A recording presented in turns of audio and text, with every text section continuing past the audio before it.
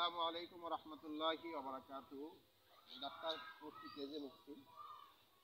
পৌষ মাসের শেষের দিকে এখন আছি, আমি একটা সরিষা খেতে আছি। সকালবেলায় মোটামুটি রোদ্রে এখানে সরিষা খেতে আসলাম, গ্রামে আসি তো, তাই মনে করলাম যে একটা লাইভ করি, আমার ভাইদের জন্য উপকার হয়, সেরকম একটা লাইভ করা দরকার। কিন্তু দেখতেছিলাম সরিষা এগুলো চাষ করছে, এগুলো ফুল আসে নাই এখন, অনেক বড় ক্ষেত, অনেক সুন্দর। পাশে মাদ্রাসা, আমার মাদ্রাসার মুফতি সাহেব এখানে আছেন, মোল্লা জুবায়ের সাতক্ষীরা হুজুর দাঁড়িয়ে আছেন। এই যে মাদ্রাসার সামনে মাদ্রাসা মসজিদ, তার পাশে মাদ্রাসার পুরাতন সেই ঘর আমার গ্রামের। আর এই পাশে আমার বাড়ি। সব পাশে দেখতেছেন সব সরিষা, এগুলি সব সরিষা। ওই দূরে একটা দেখা যায় যে ওটা কি সরিষার ফুল আসছে। যাই হোক, সরিষা আমরা খেয়ে থাকি। সরিষা আমাদের গ্রাম বাংলার একটা ঐতিহ্য ছিল। এক সময় আমরা ছোটবেলায় এই সরিষার তেল দিয়ে আমাদের সব রান্না হতো, সমস্ত তরকারি, ভর্তা, ভাজি সবকিছু সরিষার তেল দিয়ে রান্না হতো। পরবর্তীতে যখন সোয়াবিন, পাম অয়েল এগুলো যখন কি করলো, ব্যাপক হয়ে গেল, সরিষার খাওয়াটা আমরা বন্ধ করে দিই। পাম অয়েল এবং সোয়াবিন এগুলো আমাদের কোলেস্টেরল বাড়ায়, স্বাস্থ্য ঝুঁকি বাড়ায়, স্বাস্থ্যসম্মত না, এগুলো অনেক ক্ষতি করে।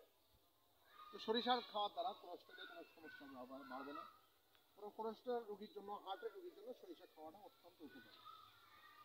ভাই, যে জিনিসটা উপকারী তার সব কিছুই উপকার হবে এমনটা নয়।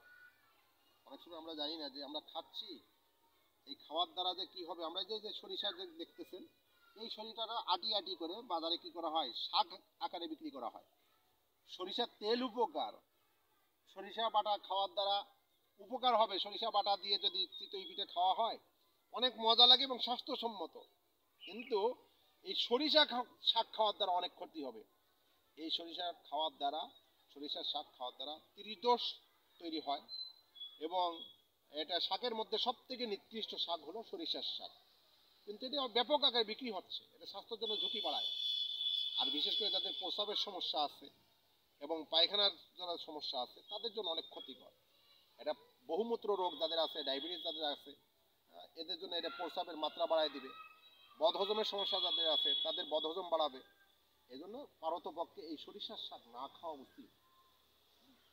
আল্লাহ তাআলা আমাদের সকলকে সঠিকভাবে সমস্ত ভেষজকে ব্যবহার করে নিরাপদ, সুস্থ থেকে দীর্ঘ জীবন লাভ করার তৌফিক দান করেন।